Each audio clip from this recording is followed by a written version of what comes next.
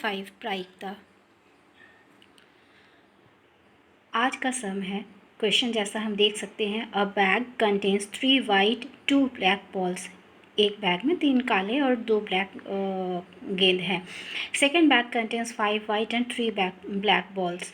तो यहाँ जो 2 थैले हैं उसमें सफ़ेद और काले बॉल्स हैं जिसकी संख्या दी गई है। If one bag is randomly selected and one ball is withdrawn from that. कोई भी बैग हम अगर रैंडमली यादृच्छिक रूप से सिलेक्ट करते हैं और एक बॉल उसमें से निकाल लिया जाता है, then what will be the probability of being that ball white. वो वाइट सफ़ेद होने की क्या प्रायिकता होगी उसे ज्ञात करें। तो पहले जैसे क्वेश्चन है कि कौन सा सिलेक्ट करेंगे उसे, और कौन सा ब्लैक है, काला है या कौन सा सफ़ेद है, वो सब निकाल लेते हैं, मान लेना है। मान ले पहले थैले से A1 होता है। पहले थैले से अगर हम बॉल गेंद को चुनते हैं, A2 है दूसरे थैले से चुनना, B है गेंद का सफ़ेद होना, B गेंद का सफ़ेद होना है। और अतः कुल गेंदों की संख्या इक्वल टू कुल थैलों की संख्या। कुल थैले हैं 1 और 1 2, पहला थैला दूसरा थैला, टोटल थैलों की संख्या 2 है। PA1 हो जाएगी, PA1 है यहाँ A1 हम वापस देख सकते हैं। A1 है पहले थैले से चुनना, A1 में पहला थैला, और इसमें हमें ये देखना है कि पहले थैले से अगर चुनते हैं तो पहले थैले में चुनाव की प्रायिकता है 1, थैला 1 है पहला थैला, और टोटल 2 थैले हैं 1/2 बैग्स। तो PA1 है 1/2। PA2 मतलब दूसरे थैले से चुनने की प्रायिकता, दूसरा वाला थैला भी एक ही दूसरा वाला थैला है और इसमें टोटल 2 बैग्स हैं तो 1/2। तो यहाँ पे हम PA1 और PA2 निकाल ले रहे हैं। अब पहले थैले में कुल गेंदों की संख्या को हम निकाल लेते हैं। पहला जो थैला था उसमें क्वेश्चन के हिसाब से देखें तो 3 + 2 बॉल्स हैं, 3 सफ़ेद है और 2 काले हैं, तो टोटल 5 हो गए। BA1 इसलिए है, B हम यहाँ देख लेते हैं क्या माना है हमने। B है गेंद का सफ़ेद होना, क्योंकि क्वेश्चन में देता है दैट बॉल इज़ वाइट, उसे वाइट होने की प्रायिकता हमें निकालनी है, तो B गेंद का सफ़ेद होना।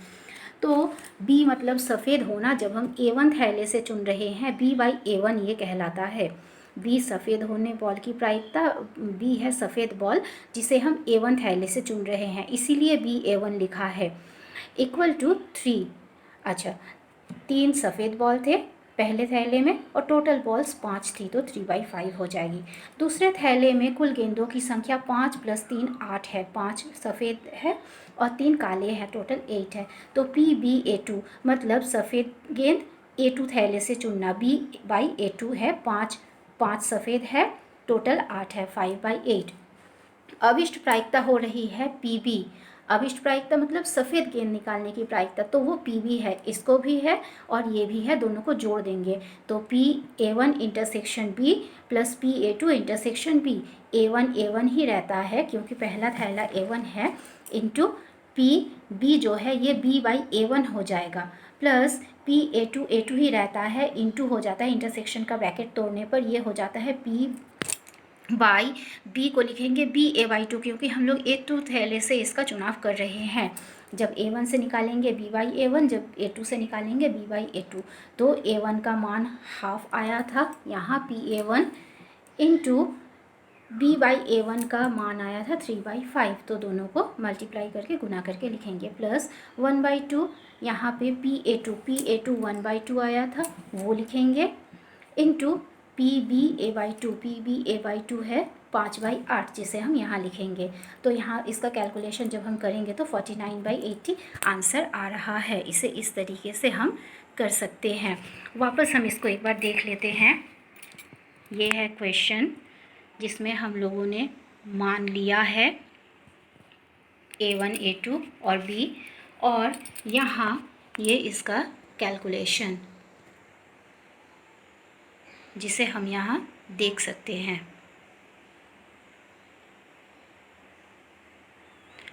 इसे आप प्रैक्टिस करें। अब हम चलते हैं आगे अगले सम में।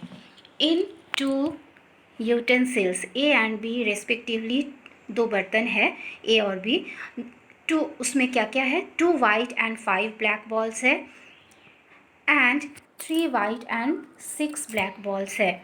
मतलब 2 बर्तन है, यूटेंसिल्स है जिसमें बॉल्स हैं वाइट एंड ब्लैक, सफ़ेद और काली। उसकी संख्या दी हुई है। 1 ball is placed in utensil B from A. क्या किया जाता है कि बी में, एक बी बर्तन में ए से निकाल करके एक बॉल को डाल दिया जाता है and then from utensil B 1 ball is withdrawn. अब उसमें से एक बॉल को फिर निकाला जाता है बी में से, मतलब बी की संख्या एक बॉल बढ़ जाती है, फिर निकाला जाता है। What will be the probability of it being black. अब इसकी काले होने की प्रायिकता ज्ञात करनी है। फिर वही है, मान ले A1 कलश ए में सफ़ेद गेंदों की संख्या, बी सफ़ेद गेंद बी में रखना, क्योंकि कलश ए में काले गेंद भी है और ब्लैक बॉल भी है, तो सफ़ेद बॉल भी है और ब्लैक बॉल भी है। अब या तो हम एक चुनाव में ब्लैक निकाल सकते हैं या एक में वाइट निकाल सकते हैं। सफ़ेद भी निकल सकता है, काला भी निकल सकता है कलश ए से, तो दोनों को हम निकालेंगे। A1 कलश ए से अगर हम गेंद निकालते हैं जो सफ़ेद है, वाइट है, और A2 कलश ए से गेंद निकालते हैं जो कि काली है, ब्लैक है, तो A1 A2 हम लोगों ने मान लिया। देन B इक्वल टू, क्वेश्चन में दिया है काले बॉल की प्रायिकता, तो B हो जाएगा यहाँ पे काले गेंद का निकालना। B है सिलेक्शन ऑफ ब्लैक बॉल, काले गेंद का निकालना। देन कलश ए में कुल गेंदों की संख्या कितनी है, यहाँ हम क्वेश्चन में देख सकते हैं 2 वाइट एंड 5 ब्लैक, 2 सफ़ेद और 5 काले, तो टोटल है 7। A1 में हमने माना था सफ़ेद गेंद, तो सफ़ेद गेंद 2 है, 2 बाय टोटल 7। A2 है काली गेंद, A2 हो जाएगी काली गेंद 7 है, 5 है और टोटल है 7, 5/7। तो इस तरीके से हम P1 और A1 और A2 निकाल लेंगे।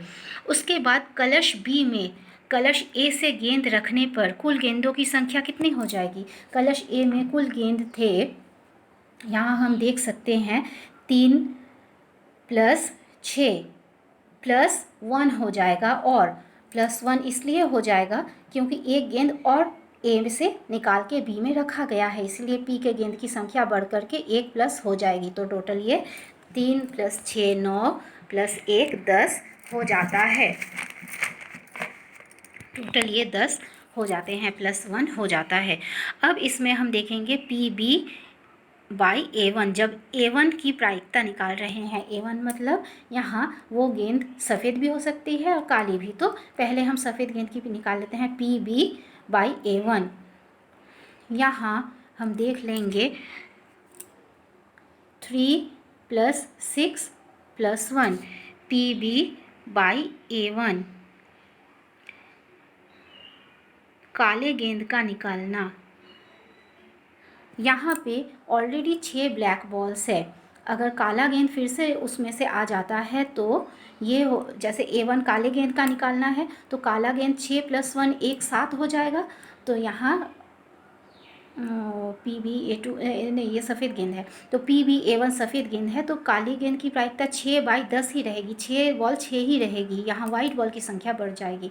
अब हम आते हैं PB/A2, यहाँ A/A2 है काला गेंद, तो फिर यहाँ हो जाएगा 6 काला गेंद +1, काला गेंद 7, और टोटल ये 10 हो रही थी, 7/10। तो यहाँ पर कलश ए से निकालने पर सफ़ेद गेंद तो नहीं निकल रही है, अगर सफ़ेद गेंद निकल रही है तो काले गेंद 6 ही रहेंगे, और काला गेंद निकल रहा है A2 तो 7 ये बन जाएगा। तो PB हो जाएगा PA1 intersection B + PA2 intersection B, PA1 × PB/A1 + PA2 × PB/A2, B के ऊपर A2 है, B/A2 है, तो यहाँ पे मान हम रख देंगे। रखने पर ये आंसर 47/70 आ रहा है। इसे हम यहाँ देख सकते हैं स्टूडेंट्स, यहाँ फिर से इसे देख सकते हैं क्वेश्चन और उसका सॉल्यूशन।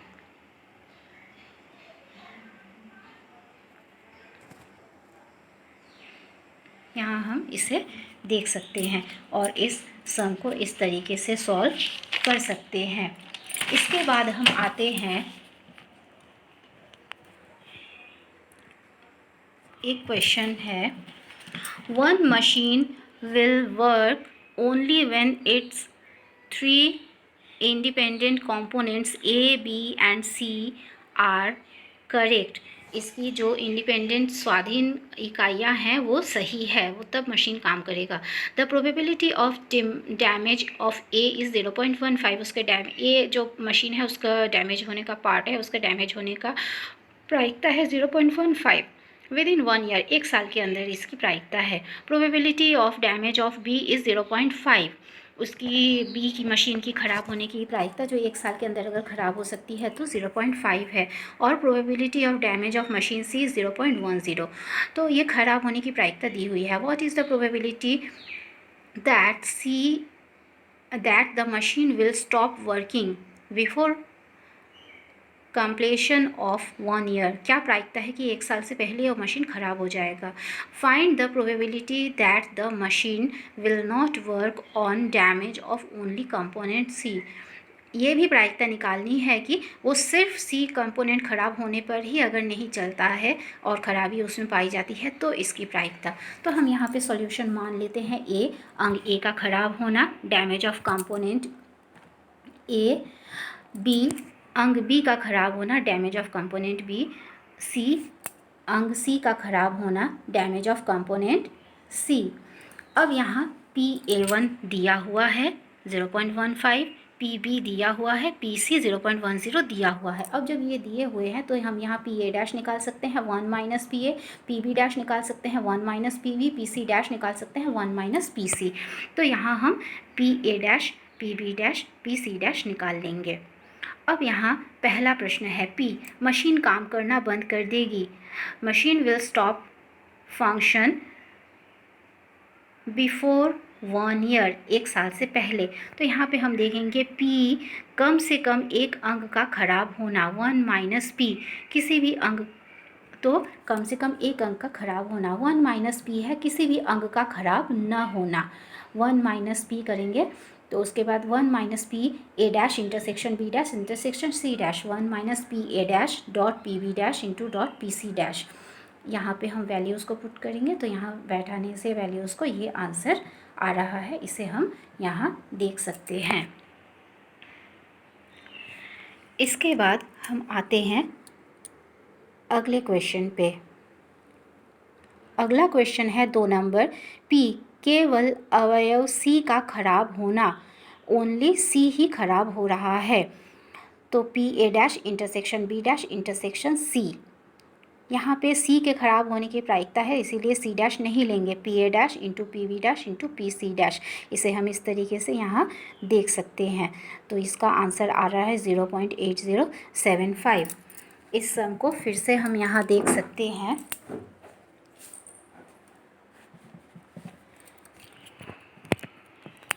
ये सम है यहाँ,